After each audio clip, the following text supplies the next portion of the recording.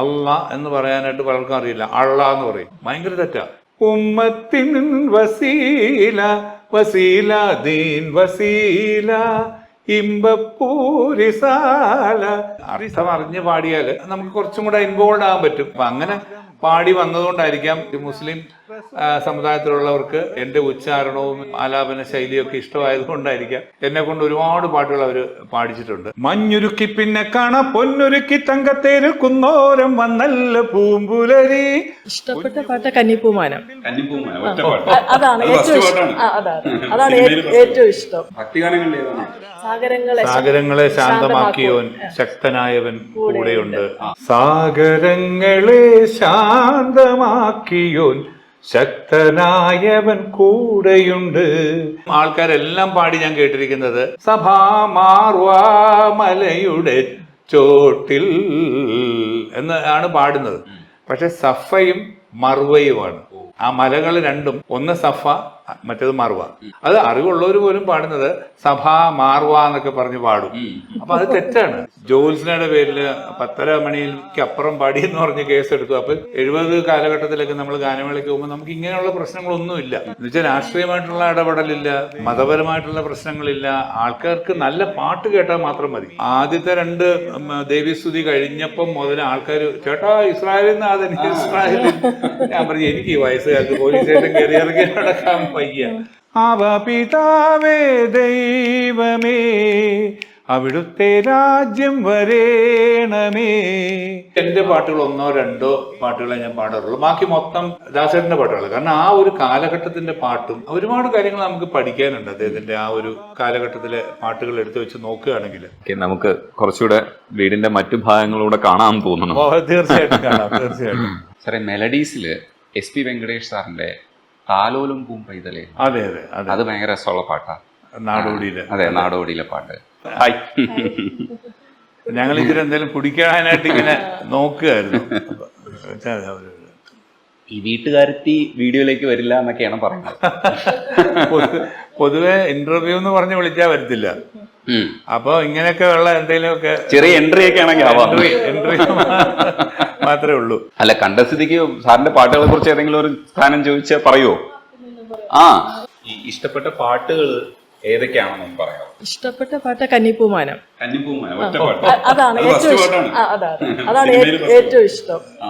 പിന്നെ ഒരുപാട് ഭക്തിഗാനങ്ങളുണ്ട്. പക്ഷെ ഇസ്രായേൽ നാഥനാണ് നമ്മള് മാർക്കോസ് എന്ന് അടയാളപ്പെടുത്തുന്ന പാട്ടുകളാണ് ഇസ്രായേൽ. തീർച്ചയായും തീർച്ചയായും. അപ്പം ഭക്തിഗാനങ്ങളിൽ ഏതാണ്? ഭക്തിഗാനങ്ങളില് എനിക്ക് സാഗരങ്ങളെ ശാന്തമാക്കിയോൻ ശക്തനായവൻ കൂടെയുണ്ട്. സാഗരങ്ങളെ ശാന്തമാക്കിയോൻ ശക്തനായവൻ കൂടെയുണ്ട്. ഇന്നും എന്റെ കൂടെയുണ്ട് നാഥൻ. ഭയപ്പെടില്ല, ഞാൻ ഭയപ്പെടില്ല. സാഗരങ്ങളെ ശാന്തമാക്കിയോൻ ശക്തനായവൻ കൂടെയുണ്ട്. ഈ സ്പീഡ് പാട്ടുകളുണ്ടല്ലോ, ഒത്തിരി പാട്ടുകൾ നമ്മൾ ഭയങ്കര ആഘോഷിക്കുന്ന പാട്ടുകളാണ്. പുത്തൻ പുതുക്കാലമൊക്കെ എനിക്ക് ഭയങ്കര ഇഷ്ടമാണ്. എന്റെ ഫേവറേറ്റ്. ആ ഗണത്തിലെ ഏത് പാട്ടാണ്? ശരിക്കും പറയാനുള്ളത് വലിയ താല്പര്യമില്ല. അപ്പൊ ഈ പ്രേമിക്കുടു ഒക്കെ പാടിയപ്പോ ഇഷ്ടപ്പെട്ടു. കണ്ടിഷ്ടപ്പെട്ടു, അത്രേ ഉള്ളൂ. വയറ്റിപ്പാടല്ലേ, പാടാതിരിക്കാൻ പറ്റും. എനിക്ക് ഇഷ്ടം. പക്ഷെ ചായപ്പാനി നന്നായിരുന്നു, ഒരുപാട് നന്നായിരുന്നു. പക്ഷെ എനിക്ക് എന്റെ ഇഷ്ടം ഇതാണ്. നല്ലതൊക്കെയാ, പക്ഷെ ഇനി വേണ്ട. അല്ല, ആൾക്കാർ എൻജോയ് ചെയ്യുന്നുണ്ടല്ലോ, അതുകൊണ്ട് കുഴപ്പമില്ല. പിള്ളേരൊക്കെ അതെ അതെ അതെ, പാട്ട് പാടുന്നതും അവര് ആസ്വദിക്കുന്നതാണല്ലോ നമുക്ക് പോകുന്നൊരു ഭയങ്കരമായിട്ട് നമ്മളെ നിലനിർത്തി തരുന്നത് ആസ്വാദകരാണ്. അപ്പൊ അവർക്ക് ഇഷ്ടമുള്ളത് നമ്മൾ കഴിയുന്നതും അവർക്ക് ഇഷ്ടമുള്ള കൊടുക്കുക. അല്ല സാറേ, ഈ ചെറിയ പിള്ളേരൊക്കെ വന്നിട്ടെ, ഇല്ലെങ്കിൽ ചെറിയ പിള്ളേരൊക്കെ പാടുന്നതാകുമ്പോൾ നമുക്ക് കുറച്ചുകൂടി ഒരു സന്തോഷം പറ്റില്ല. അതെ അതെ അതെ. കാരണം നമ്മളൊരു കാലത്ത് ഇങ്ങനെ നിന്നുവെങ്കിലും ആ പഴയ കാലഘട്ടത്തിലുള്ള ആൾക്കാരൊക്കെ ഓർക്കും. പക്ഷെ ഈ പിള്ളേർക്ക് ഇത് അറിഞ്ഞൂടല്ലോ. ആദ്യഘട്ടത്തിൽ അവര് കണ്ടും കേട്ടും വരുന്ന ഒരു കാലഘട്ടം എന്ന് പറയുന്നത് പഴയ കാലഘട്ടം അല്ല. അപ്പൊ അവരെ സംബന്ധിച്ചിടത്തോളം അവർക്ക് ഈ പുതിയ കാലഘട്ടത്തിന്റെ പാട്ടുകളാണ് അവർക്ക് താല്പര്യം. അപ്പൊ അവര് ഇഷ്ടപ്പെടുന്നത് നമ്മൾ കൊടുക്കുക എന്ന് മാത്രമേ ഉള്ളൂ. എന്നെങ്കിലേ ആ ഒരു കാലഘട്ടത്തിന്റെ പാട്ടുകളായിട്ട് അവരുടെ മനസ്സിൽ നമ്മൾ നിൽക്കുകയുള്ളൂ. അപ്പൊ അതുകൊണ്ട് എല്ലാത്തരം പാട്ടുകളും പാടാൻ ഈ പറഞ്ഞ പോലെ ഒരു നല്ല കലാകാരനാണെങ്കിൽ ശ്രമിക്കണം എന്നുള്ളതാണ് എൻ്റെ ഒരു അഭിപ്രായം. എല്ലാത്തരം പാട്ടുകളും. ഈ സ്പീഡ് പാട്ടുകളിലൊന്നാണ് മഞ്ഞുരുക്കി പിന്നെ കാണും പൊന്നുരുക്കി തങ്കത്തെ. അതെ അതെ അതെ അതെ. പാടും. അതും ഈ പറഞ്ഞ പോലെ അതിന്റെ തുടക്കത്തിൽ അങ്ങ് കയറി അങ്ങ് പോകും. ഇത് എനിക്ക് തോന്നുന്നു ബേണി ഇഗ്നേഷ്യസ് ആണ് ഇതിന്റെ മ്യൂസിക്. ഇത് ഞാൻ മദ്രാസിൽ ചെന്ന ഇത് എനിക്ക് തോന്നുന്നു ഉച്ചയ്ക്ക് ആ ബ്രേക്കിന്റെ സമയത്താണ്, അതായത് 1 മണിക്കും 2 മണിക്കും ഇടയ്ക്കുള്ള 1 മണിക്കൂറിനകത്ത് ആണ് ഈ പാട്ട് പഠിച്ചു പാടുന്നത്. അപ്പം ഭയങ്കര ഫാസ്റ്റായിരുന്നു, കാരണം ഒട്ടും സമയമില്ല. വേറെ ഒരു പിന്നെ ദിവസത്തേക്കോ അല്ലെങ്കിൽ ഒരു സമയം പറയാനായിട്ട് ഇല്ല. പിന്നെ ആ ഉള്ള സമയത്ത് നമ്മൾ ഇടിച്ച് കയറി പാടുമായിരുന്നു. അപ്പം അതിൻ്റെ ഒരു 4 വരി ഞാൻ പാടാം.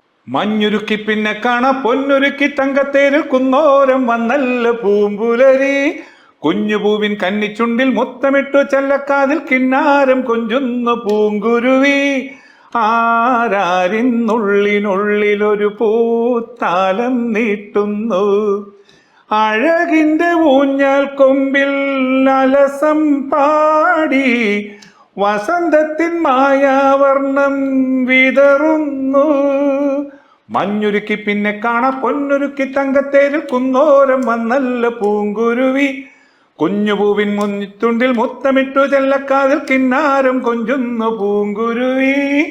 അപ്പൊ ഈ പാട്ടൊന്നും ഇഷ്ടമില്ല? അല്ല, എനിക്ക് ഇഷ്ടമാണ്, ഇദ്ദേഹത്തിന് എല്ലാം എനിക്ക് ഇഷ്ടമാണ്. പക്ഷെ എനിക്ക്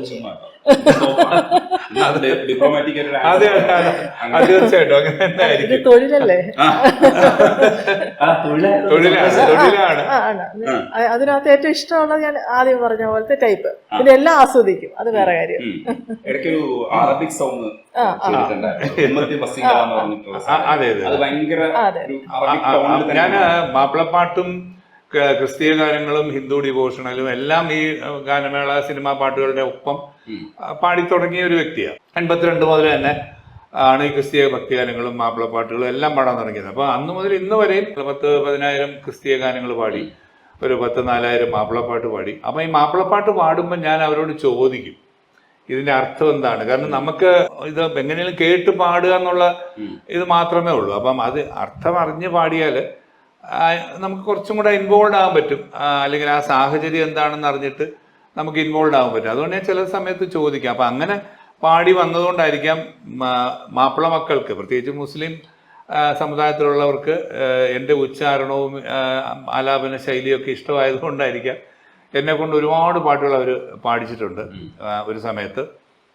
അപ്പം അങ്ങനെ ഞാൻ കുറേ, ഞാൻ പറഞ്ഞില്ലേ, ഇപ്പോൾ ഈ പ്രത്യേകിച്ചും ഈ അറബി പാട്ടുകളൊക്കെ പാടുമ്പോൾ അതിൻ്റെ ഒരു വേരിയേഷൻ ഉണ്ട്.